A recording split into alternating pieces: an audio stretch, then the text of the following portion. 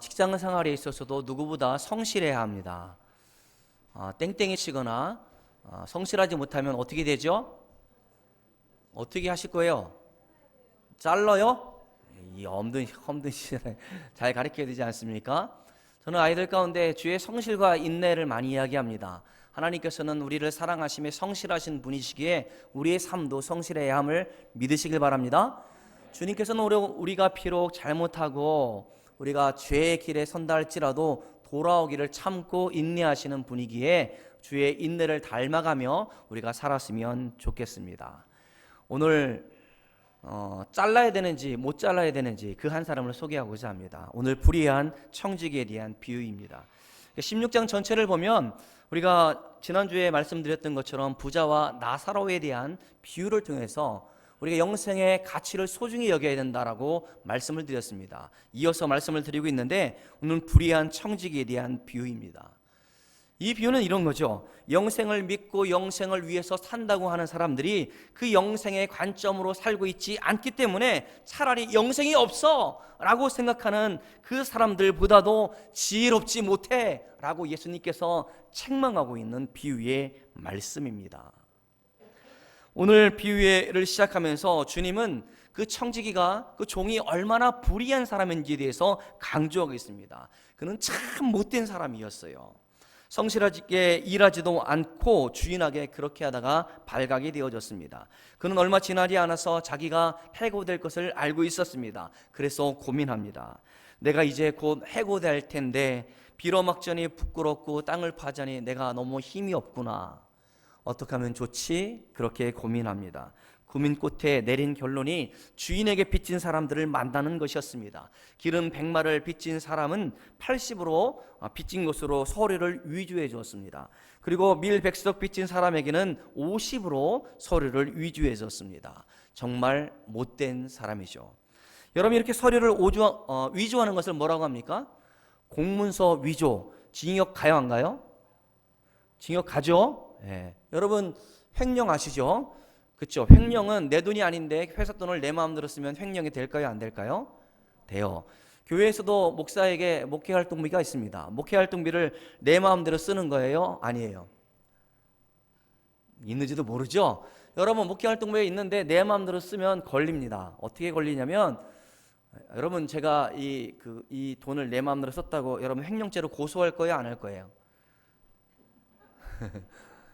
물어볼게요. 웃어요. 웃는다는 건 고소한다는 소리인데 고소할 겁니까? 안 할 겁니까? 야, 한 사람이라도 안 한다고 좀 해봐요 좀. 세상에 진짜 너무해 정말. 네, 여러분을 믿을 수가 없어. 그래가지고요 제가 조목조목 영수증을 끊어가지고 영수증을 딱 첨부하고 있습니다. 내가 이제 현금으로 준 사람이 아직 없어서 그러는데 현금으로 주면 미안하지만 사인해 주세요 그러면 아무 소리 말고 사인하면 돼요. 알겠죠? 안 받지도 말고 사인만 하고 받아가시면 됩니다. 자, 그게 그렇게 교회에서도 중요시하게 되는 시대를 살고 있어요. 우리가 재정도 청구할 수 있어서 세무서에 신고하면 교회 세무조사 나옵니다. 그래서 교회에서 적법하게 횡령했는지에 대해서 조사를 받는 시대를 살고 있기 때문에 그렇습니다. 그런데 이 청지기는 어떻습니까? 주인의 것을 자기 것인 양 인심을 팍팍 쓰면서 지금 채무를 줄여주고 있다는 것입니다. 채무가 우리가 1억 원을 은행에 빚지고 있는데 2천만 원만 깎아주면 좋아요, 안 좋아요? 그래, 좋다라고 좀 한번 해봐요. 너무 좋잖아. 200만 원만 깎아줘도 좋겠구만. 여러분 이렇게 자기가 인심을 쓰는데 어떻게 왜 인심을 쓰고 있습니까? 나중에 직장을 잃게 되면 나에게 덕을 본 사람한테 내가 은혜를 입지 않겠어? 이런 생각을 하면서 탕감해 주거나 줄여주면서 서류, 사문서, 공문서 위조를 하고 있다라는 말입니다. 이것은 굉장히 나쁜 일이에요? 좋은 일이에요? 우리 농협 직원이 말이죠. 우리 교회는 부채가 없는데 개인적으로 여러분들이 부채를 했는데 직원이 자꾸만 깎아줘. 그러면 그 직원은 좋은 직원 맞죠? 우리한테는 좋은 직원일 수 있습니다만 그 조직에서는 아주 죄를 짓는 사람, 불의한 사람이라고 말할 수 있을 겁니다. 이렇게 틀림없이 불의한 사람, 나쁜 청지기임에도 불구하고 문제가 뭔지 압니까? 예수님은 이 불의한 청지기에 대해서 잘했다라고 말하고 있습니까? 잘못했다고 말씀하고 계십니까? 성경 자세히 안 읽어봤죠? 다시 읽을까 그냥. 여러분, 아주 이 사람을 칭찬하고 있어요. 횡령한 사람, 사문서 위조한 사람, 공문서 위조한 사람에 대해서 지금 칭찬하고 있단 말입니다. 이게 그래서 어려운 본문이에요. 어떻게 예수님께서는 나쁜 놈이다, 그러면 쳐지게 된다, 이렇게 해도 시원찮을 텐데 지금 잘했다라고 칭찬하고 있고 지혜롭다라고 칭찬하고 있다라는 겁니다. 이 비유를 해석하는 데 있어서 학자들마다 다 다릅니다. 그리고 목사님들 설교를 들어보면 도대체 이것을 제대로 해석해서 설교를 하고 있는지 의심스러울 정도로 풀지 못하는 분들도 많이 있는 것 같습니다. 예수님이 청지기가 불의하다는 것을 강조하시면서도 칭찬한 것은 무엇입니까?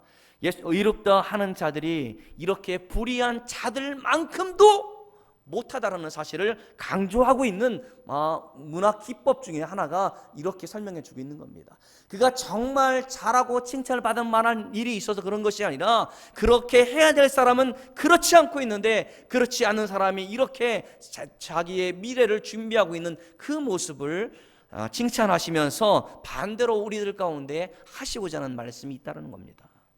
누가복음으로 돌아와 봐요. 15장부터 10절까지 연결되어져 있는데 15장에는 죄인들과 세리들을 불러 모아서 그들 가운데 예수님께서 말씀해 주고 있습니다. 너희는 잃어버린 양이기 때문에 한 마리의 양이 돌아오는 것을 주님이 기다리신다라고 말씀해 주고 있고, 집 나간 둘째 아들 탕자가 돌아오는 모습을 설명해 주고 있고, 또 잃어버린 동전을 찾으면 우리가 기쁘지 아니한가, 너희가 잃어버린 사람이 있는데 우리가 찾아서 기쁘다라고 그렇게 비유로 말씀하시면서 16장에 왔습니다. 16장의 1절에 제자들에게 이르시되 라고 말씀해 주고 있는데, 더욱더 재미난 것은 바로 무엇인지 압니까? 이 13절까지 말씀해 주고 있는데 14절부터 18절까지는 율법에 대해서 율법을 그들이 실천하고 있는데, 그 율법이 실천하는 것이 얼마나 기특합니까? 그럼에도 불구하고 그 율법을 지키는 너희들이 잘못되었다라고 책망하면서 부자와 나사로의 비유로 넘어가고 있는 겁니다. 주님이 이 비유를 통해서 15장, 16장, 또 17장에 가서는 제자들 가운데 너희는 그러기에 제자로서의 사명을 감당해라, 그래서 모든 사람들을 용서하라, 끊임없이 용서하라, 그리고 너희는 종이다. 종은 어떤 사람인가?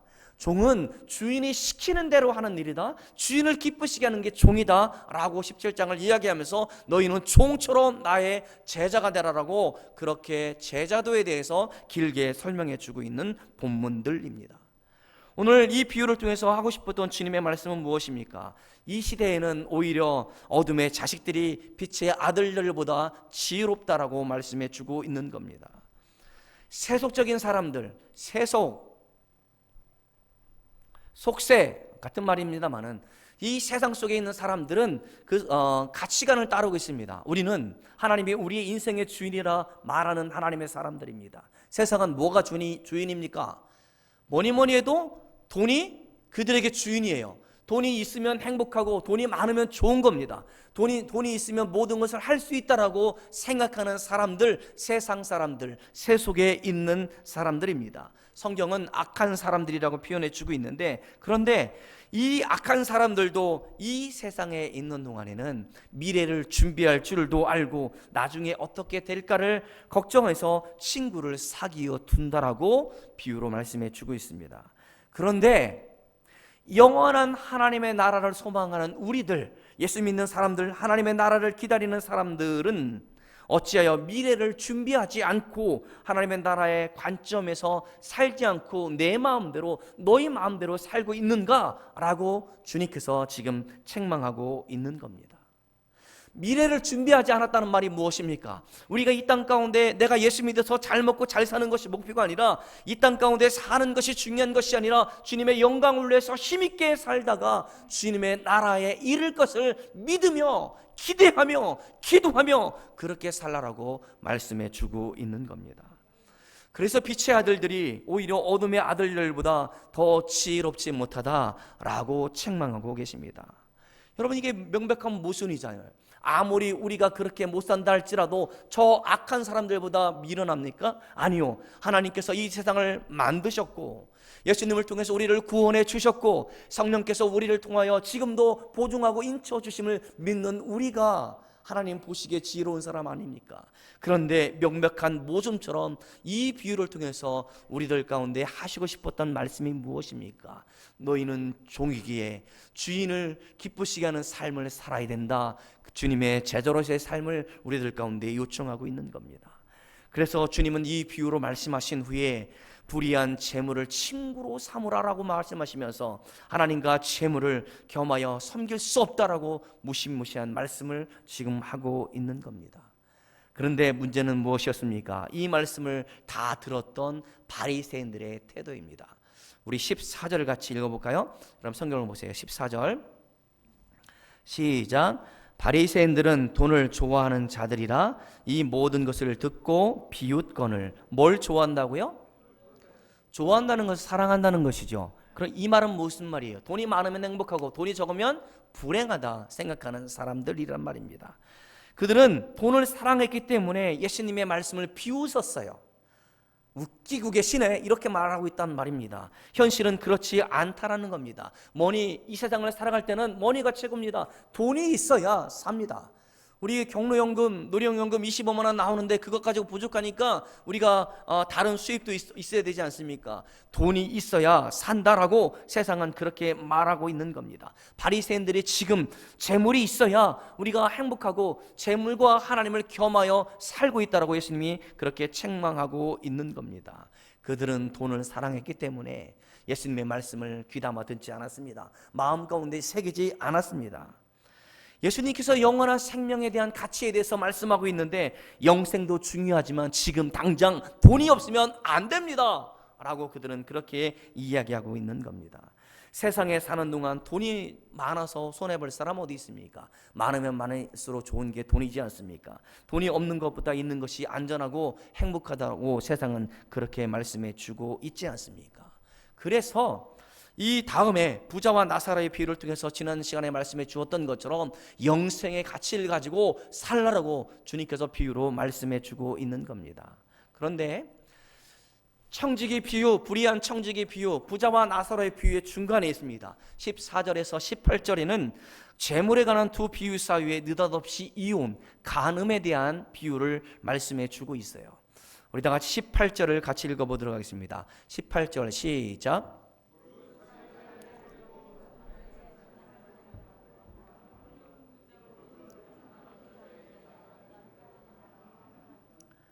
아멘. 여러분 부부간에 살면서 이혼의 위기가 있었습니까? 없었습니까? 그쵸 집사님 있었죠. 그쵸 확 찍어버리고 싶었죠. 위기가 다 있을 거예요. 근데 남자들이 여자와 쉽게 이혼할 수 있는 거 그게 뭐냐면 다른 여자가 마음에 들어 다른 여자랑 살고 싶어. 그러면 현 여자는 어떻게 해야 됩니까? 이혼 증서를 주고 이혼을 할 수 있습니다. 이게 지금의 시대가 아니에요.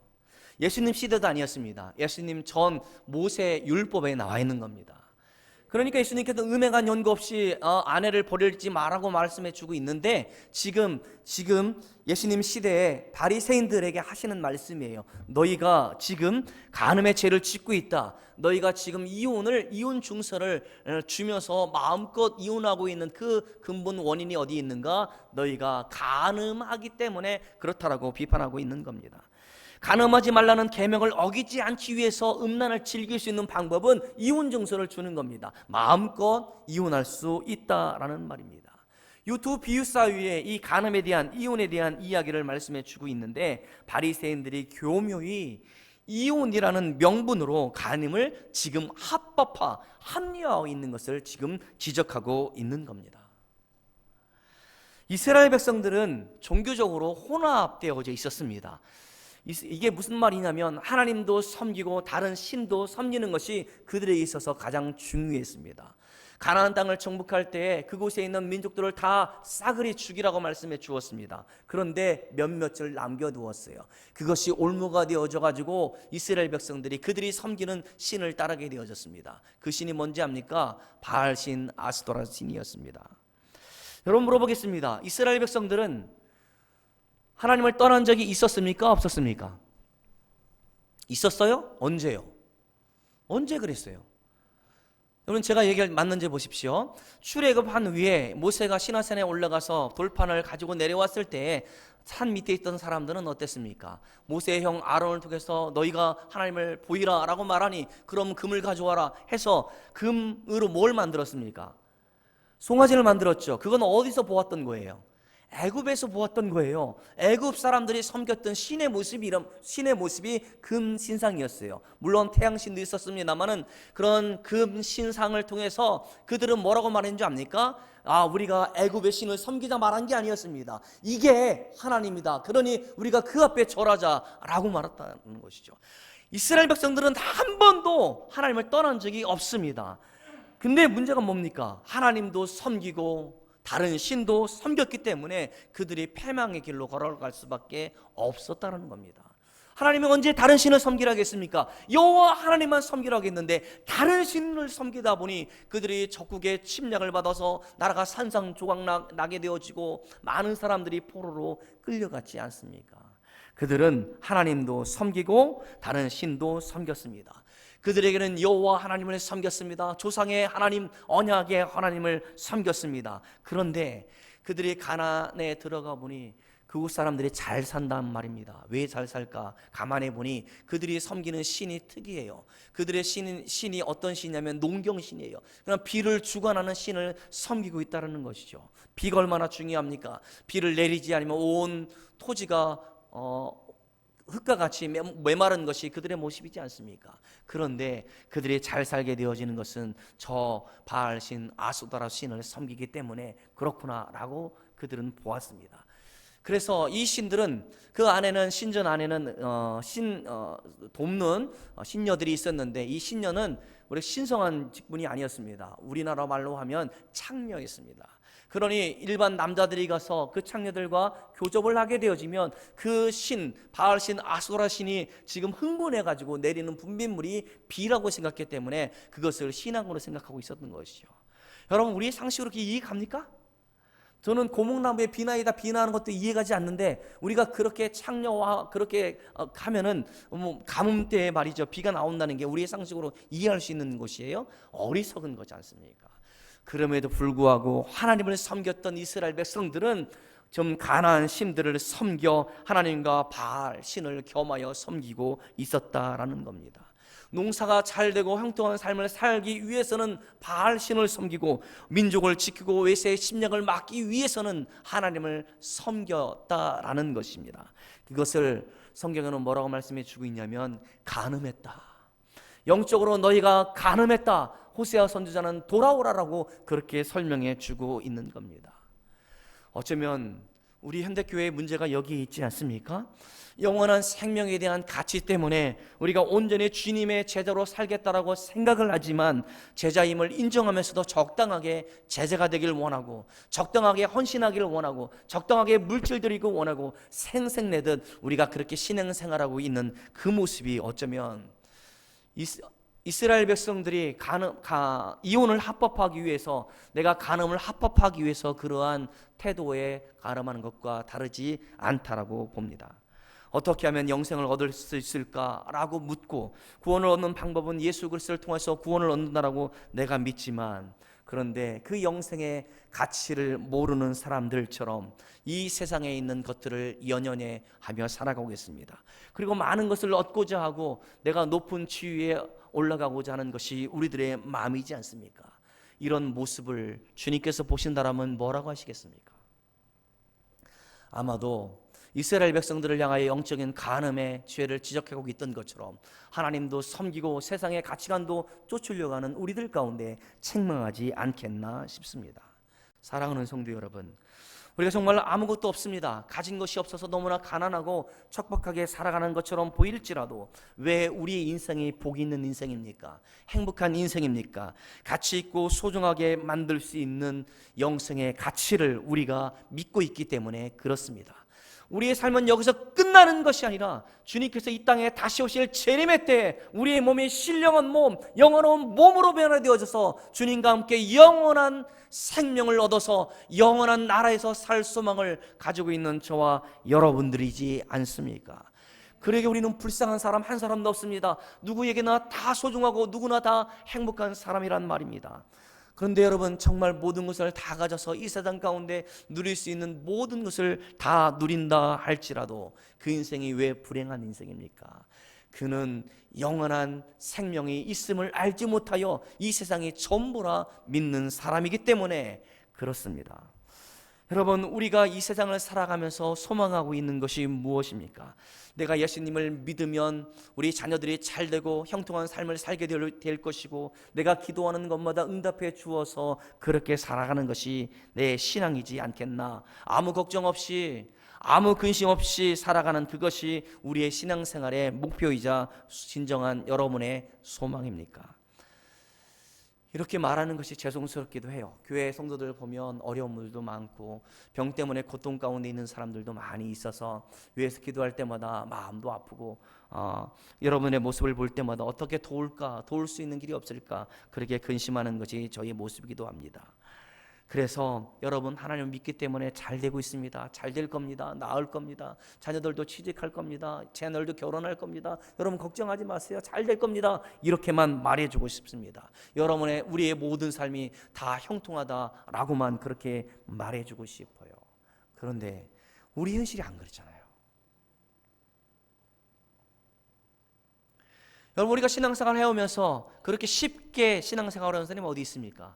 많은 어려움들 가운데 그 어려움을 통해서 주님을 더욱더 굳게 붙잡을 수 있었고, 내가 그런 시련들 가운데 하나님을 더욱더 의지하는 믿음이 내 안에 강하여졌고, 내가 그렇게 자녀들 때문에 눈물 흘리는 것 때문에 내가 다른 사람들 앞에 교만하지 않고 겸손해질 수 있었던 것 아닙니까?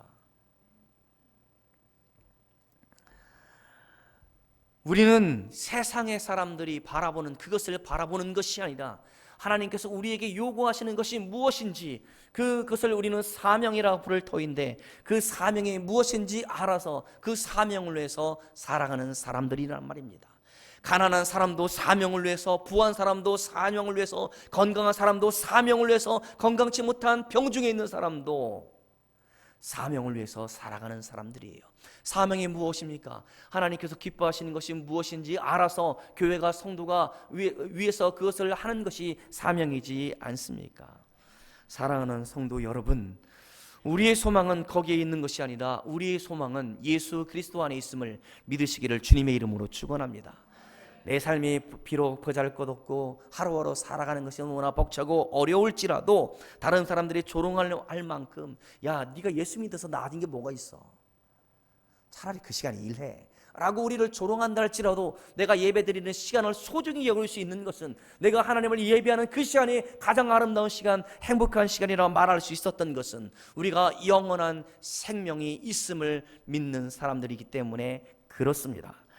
여러분, 내 평생 쓰고도 남을 만큼 많은 재산을 우리 자녀들 가운데 물려주는 것도 중요할 겁니다. 그러나 저는 여러분들한테 권면하기를, 그것은 시위 없다 없어질 수 있고 그것 때문에 교만해질 수 있는데, 우리가 영원하신 우리 주 예수 그리스도를 믿으면 하나님의 도우심과 형통하심과 은혜로운 가운데 있기 때문에 오히려 부한 것보다 우리가 우리의 믿음이 부유한 것이 더 중요하다, 여러분들 가운데 말씀드리고 싶어요. 세상 가운데 가진 것이 적다 할지라도 내 믿음이 커서 우리 아이들 가운데 이런 믿음을 가지고 살아야 된다고 말할 수 있는 부모가 될 수 있었으면 좋겠습니다. 왜 그렇습니까? 나도 만날 것이고 우리 자녀들도 하나님 나라에서 만날 것이고, 우리 주님을 만날 때, 예, 그래, 너 동대전교에서 그런 일을 하느냐 얼마나 고생했니? 너 수고와 네 땀과 네 헌신 때문에 그래가 주님의 교회가 든든히 세워진 거 내가 잘 알고 있어. 착하고 충성된 종이야, 네, 수고했다, 그 한마디만 들을 수 있다라고 한다면 저는 모든 것을 던지며 헌신할 수 있다라고 생각합니다.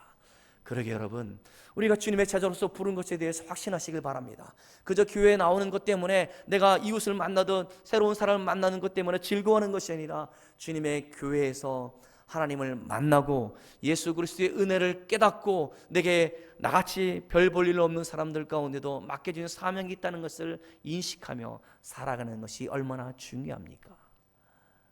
그런데 오늘 17장에 건너가 보니 종을 말씀해 주고 있어요. 너희는 종이다 말씀해 주고 있습니다.